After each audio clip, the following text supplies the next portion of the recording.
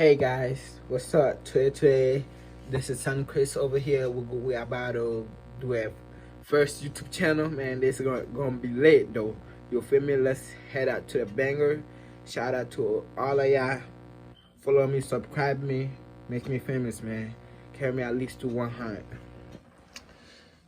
Alright, let's react to the videos. Alright, let's go. I woke up to the sound of someone hammering on my apartment door. That was the first photo that night. Heart pounding my chest as I grabbed the bat I kept under my bed and headed towards the door. First thing I do is look through the peephole to make sure it's not anyone sketchy, but I'm greeted by the sight of one of my neighbors. She looks terrified. She's covered in blood, and I can see just through the peephole that her face is a mess. I open up the door, she runs inside and immediately says, "You gotta get me out of here. My boyfriend's trying to kill me." I start to ask her what happened, and she says something like, "There's no time. Just please get me out of here. I swear to God, he'll kill you too for just helping me." That was what sent me into a straight-up panic, because if a guy was willing to beat his girlfriend up that badly, Lord knows that he'd be willing to put me in the ground. I just grabbed my car keys, ran downstairs with the girl following close behind, jumped into my car, and then took off into the night. I remember asking her if she had anywhere I could take her, like a friend's or relatives or something. She said no, and the best thing for us to do would be to drive to a motel so she could call the cops from there. So that's exactly what I did. I drove us to a motel and booked us a room. The clerk was obviously just as concerned as I was, but all it took was to explain that her boyfriend had tried to off her, and they were like, "Jeez, make sure you guys call the cops at least." The girl, whose name I didn't know at that point, I just knew she was a neighbor, said that she'd go up to the room and call them, then asked me to get her some ice from the ice machine so she could deal with the swelling on her face. When I got to the room, she said the cops would be there ASAP, took the ice, put it on her face, then just burst into tears. I tried my best to reassure her, telling her she was safe and stuff. Then, when she finally calmed down, I asked her what actually happened back at her apartment. She told me her boyfriend was abusive, and that she'd been planning on leaving for a while, but that night was the night she'd finally got the courage together to announce it to him. She said he walked into their bedroom to find her packing a bag, and not long after that, everything went to chaos. She started helping herself to the little bottle of liquor from the minibar, but not after promising she'd pay me back for them once everything had blown over. I had no reason to disbelieve her at the time. I mean, it felt like we had a kind of bond established already, but I abstained because I thought I'd be driving back to the apartment. Wait. So that's going. I didn't watch it yet, but like, I think the girl lying. I think the girl gonna try to kill the man, but like, I don't know though. We're about to watch it and see. Let's head it. Let's go ahead. All right. Pretty soon, I asked her if she was good, though. You in position yet? Working on it. What's taking so long? I thought you knew this place. Don't rush me. We don't have time. I'm going in. I told her wrong while the cops drove out to her, but she asked me if I'd stay to keep her safe. She then made the point that if her boyfriend found the blood on my apartment door, she assured me that she'd left someone there while hammering on it, that he'd know she'd been there and he'd try to attack me, or worse. I'll be honest, I thought it was a pretty good point at the time. She was good to wait on her own while the cops drove out to her, but she asked me if I'd stay to keep her safe. She then made the point that if her boyfriend found the blood on my apartment door, she assured me that she'd left someone there while hammering on it, that he'd know. Yo, I think that this lady killed her husband. That's why I think she gonna kill him too. But I ain't watch it, so like I said, let's watch it and check.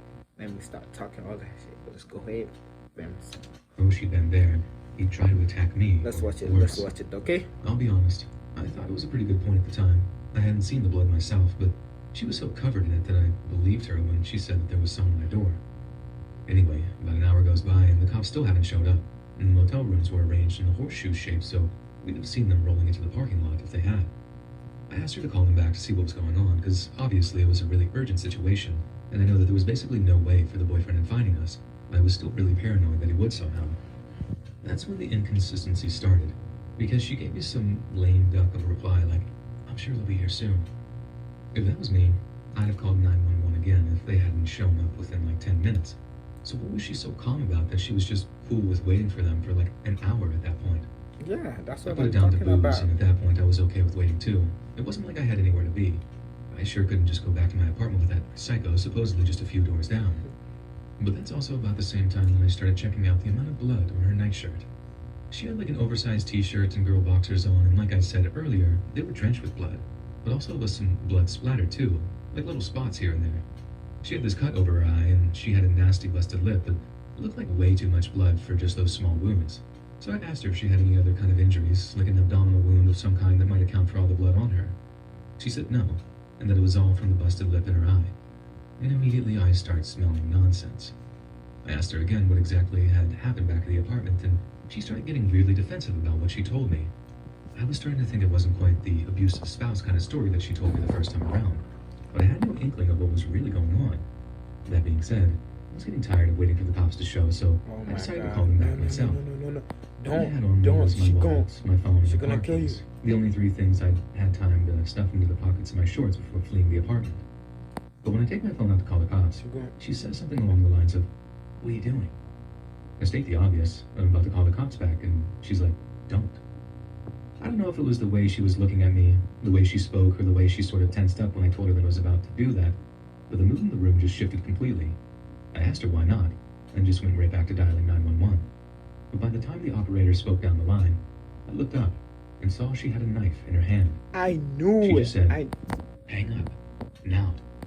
I knew it, man. I knew it. She was the killer. Because, like, you know, like, why would she, like he said, all that blood she got on her, it won't only be on her, from her lips to her eye. Those two cannot make that much blood. Like, that's it. You can see it, you know? You can see it. It's not like you can see all the blood, like, you know, that she killed someone. She didn't, like, you know, she didn't make that blood didn't come only from the lips, you know? It come from everywhere, you know? Man, hold on, let's start watching the show, okay? Let's go. So I did. I never had a knife pulled on me at that point. You know, like they said, like he said, he's little bit nervous, you know. He's a little bit scared, but he got it. But he got it by himself, you know. He can do a lot, you know. Like, just I'm talking a lot. Let me stop talking, and then we can watch the show. All right, let's go ahead. Let's go to the show. Let's go ahead now. Let me start talking a lot. It wasn't even just the knife either. It was the overwhelming creepy sensation of knowing that all wasn't what it seemed. I wasn't hiding from the threat. I was with the threat. I'll be honest here.